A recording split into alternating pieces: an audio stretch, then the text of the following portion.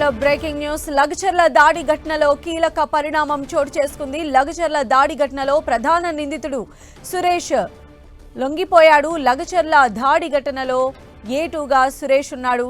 సురేష్ కు ప్రస్తుతం 14 రోజుల జ్యుడిషియల్ రిమాండ్ విధించింది కొడంగల్ కోర్టు. కస్టడీకి అనుమతి ఇవ్వాలని ఇప్పటికే పోలీసులు కోరారు.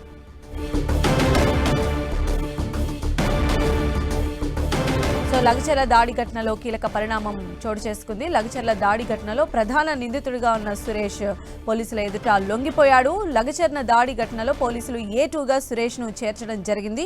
అయితే సురేష్ ను 14 రోజుల జ్యుడిషియల్ రిమాండ్ కొడంగల్ కోర్టు ఇప్పటికే విధించింది. అయితే కస్టడీ కావాలని చెప్పి పోలీసులు కోరుతూ ఉన్నారు. మరిన్ని అప్డేట్స్ కూడా తెలుసుకుందాం. మా ప్రతినిధి సునీల్ మనకు అందుబాటులో ఉన్నారు. సునీల్, లగచర్ల ఘటనలో కీలక సూత్రధారి ప్రధాన నిందితుడుగా ఉన్నటువంటి సురేష్ కొద్దిసేపటి క్రితమే కొడంగల్ కోర్టులో న్యాయమూర్తి ఎదుట లొంగిపోవడం జరిగింది. న్యాయమూర్తి అతనికి 14 రోజుల జ్యుడిషియల్ రిమాండ్ తరలించిన నేపథ్యంలో అతనికి పోలీస్ కస్టడీకి అనుమతి ఇవ్వాలంటూ కూడా ఇప్పటికే పోలీసులు కస్టడీ పిటిషన్ కూడా దాఖలు చేశారు. ప్రస్తుతం కొడంగల్ కోర్టులో ప్రస్తుతం కీలక నిందితుడు సురేష్ ఉన్నాడు.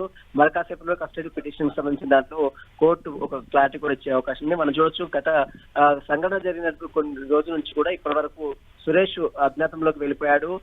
సురేష్ కోసం 3 ప్రత్యేక బృందాలుగా గాలింపు చర్యలు చేపట్టారు. ఇప్పటికే సురేష్ పై లుకౌట్ నోటీసులు సైతం పోలీసులు దాఖలు చేశారు. మనం చూడొచ్చు, అన్ని ఎయిర్పోర్ట్లను కూడా అప్రమత్తం చేశారు. దేశం విడిచి ఎక్కడికి వెళ్ళిపోవడానికి వీల్లేదంటూ కూడా ఇప్పటికే పోలీసులు లుకౌట్ నోటీసులు జారీ చేసిన నేపథ్యంలో ఈ రోజు ఎట్టకేలకు సురేష్ అటు కొడంగల్ కోర్టు న్యాయమూర్తి ఎదుట లొంగిపోవడం జరిగింది. పోలీసులకు సమాచారం అందించడంతో పోలీసులు వెంటనే కొడంగల్ కోర్టుకు చేరుకుని వెంటనే అతన్ని పోలీస్ కస్టడీకి అనుమతి ఇవ్వాలంటూ కూడా పోలీసులు కస్టడీ పిటిషన్ దాఖలు చేశారు. దీనిపై మరి కాసేపులోనే పూర్తి క్లారిటీ కూడా కోర్టు ఇచ్చే అవకాశం ఉంది. అయితే సునీల్, అంటే పోలీసులు ఎన్ని రోజుల కస్టడీ కోరుతున్నారు? అంటే దీనికి సంబంధించి ఎలాంటి డీటెయిల్స్ ఉన్నాయి మీ దగ్గర? ఎందుకంటే సురేష్ A2 అయినప్పటికీ కూడా చాలా కీలకంగా వ్యవహరించారని చెప్పి పోలీసులు మొదటగా భావించిన పరిస్థితి ఉంది కదా. ప్రస్తుతం వారం రోజుల పాటు సురేష్ ని కస్టడీకి అనుమతి ఇవ్వాలంటూ కూడా పోలీసులు కస్టడీ పిటిషన్ దాఖలు చేశారు. మరి దీనిపై కోర్టు అంటే కొడంగల్ కోర్టు కస్టడీకి ఇస్తుందా లేదా మళ్ళీ వికారాబాద్ జిల్లా కోర్టుకు వెళ్తారా అనేది కూడా మరి కాసేపులోనే ఒక స్వచ్ఛమైన క్లారిటీ వచ్చే అవకాశం ఉంది. ఎందుకంటే కీలక నిందితుడికి ప్రధాన సూత్రధారిగా సురేష్ ఉన్నాడు. ప్రతి కేసులో అంటే ఈ ఎంటైర్ ఇష్యూస్ మొత్తం కూడా సురేషే, పట్నం నరేందర్ రెడ్డి ప్రధాన అనుచరుడుగా సురేష్ ఉన్నాడు. సురేషే కలెక్టర్లని అధికారులందరూ కూడా తన గ్రామంలోకి లవిచర్ల గ్రామంలోకి తీసుకువెళ్లాడు. అధికారులని పై దాడులు చేయించాడనేది సురేష్ పై వస్తున్నాడు ప్రధాన అభియోగాలు. కాబట్టి మరి సురేష్ కి సంబంధించిన దాంట్లో కోర్టు ఎలాంటి డిసిజన్ తీసుకుంటుంది? ఎందుకంటే అతన్ని కస్టడీలోకి అనుమతిస్తే ఈ ఎంటైర్ ఇష్యూస్ సంబంధించినట్లే పూర్తి వివరాలు సేకరించాలన్నటువంటి అవసరం ఉంది. కాబట్టి ఈ వారం రోజుల పాటు సురేష్ ను కస్టడీకి అనుమతి ఇవ్వాలంటూ కూడా పోలీసులు కస్టడీ పిటిషన్ దాఖలు చేశారు. కాబట్టి మరి చూడాలి కోర్టు కస్టడీకి సంబంధించిన దానిపై ఏ విధమైనటువంటి స్పష్టత ఇస్తుందని మాత్రం మరి కాసేపులోనే ఒక క్లారిటీ వచ్చే అవకాశం. అయితే సునీల్, ఇప్పటికే మనం చూస్తున్నాము ఈ ఇష్యూ ఇప్పుడు నేషనల్ వైడ్ గా కూడా వెళ్ళబోతోంది. లగచర్ల గ్రామస్తులందరూ కూడా వాళ్ళు కోర్టుల ద్వారా ఫైట్ చేస్తున్న పరిస్థితి. అయితే ఇన్ని రోజుల అజ్ఞాతంలో ఉన్నటువంటి సురేష్ ఈ రోజు పోలీసులకు తానంతట తానే లొంగిపోయాడు. అంటే ఎలాంటి అంటే ఈ కోర్టు పరంగా ఉన్నటువంటి ప్రొసీడింగ్స్ అన్నిటినీ తను మొత్తం క్యాలిక్యులేట్ చేసుకున్న తర్వాత లొంగిపోయాడు అనుకోవచ్చు.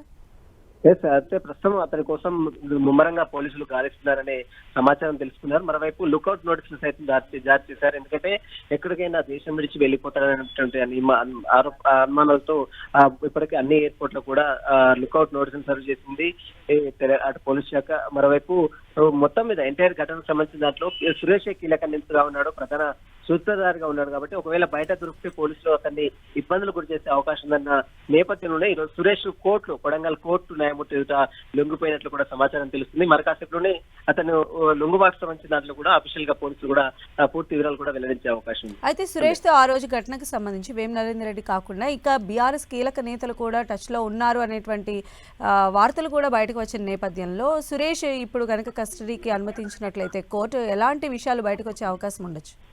ఎంటైర్ ఇష్యూకి సంబంధించిన దాంట్లో సురేషే కీలక నిందితుడుగా ఉన్నాడు, ప్రధాన సూత్రధారిగా ఉన్నట్టు కూడా ఇప్పటికే పోలీసులు చెప్పినటువంటి పరిస్థితి మనం చూడొచ్చు. గతంలో కూడా సురేష్ కావాలనే అధికారులను అక్కడ తీసుకెళ్లారు. పక్కా ప్లాన్ తో ప్రభుత్వాన్ని అస్థిరపరిచేందుకు సురేష్ తో కొంతమంది బీఆర్ఎస్ నేతలు ఇదంతా కూడా గతంగా నడిపించుంటారనే అనుమానాలు కూడా పోలీసులు వ్యక్తం చేశారు. పట్నం నరేందర్ రెడ్డికి ప్రధాన అనుచరుగా ఉన్నాడు. బీఆర్ఎస్ పార్టీ మండల యూత్ అధ్యక్షుడిగా సురేష్ పనిచేస్తున్నాడు. కాబట్టి అతను మొత్తం కస్టడీలో తీసుకుని విచారిస్తే మరిన్ని విషయాలు ఇంకా బీఆర్ఎస్ నాయకులు ఎవరెవరితో టచ్ లో ఉన్నారు, దాదాపు పట్నం నరేందర్ తో సంఘటన జరిగే ముందు రోజు, జరిగిన కొద్ది తర్వాత కూడా అతను అనేక సార్లు దాదాపు 24 సార్లు ఫోన్లు సంభాషించినట్లు ఇప్పటికే కాల్ డేటా, సిడిఆర్ ఫైల్స్ కూడా పోలీసులు స్వాధీనం చేసుకుని కోర్టులో ప్రొడ్యూస్ చేశారు కాబట్టి దానికి సంబంధించిన వివరాలన్నిటిపై కూడా అటు పోలీసులు సురేష్ దగ్గర నుంచి రాబట్టే అవకాశం ఉందని పోలీసులు కస్టడీ పిటిషన్ దాఖలు చేశారు. ఆ పిటిషన్ మరి కోర్టు అనుమతిస్తుందా లేదా అనేది కూడా మరి కాసేపులోనే క్లారిటీ వచ్చే అవకాశం. సంధ్య. Okay, right Sunil.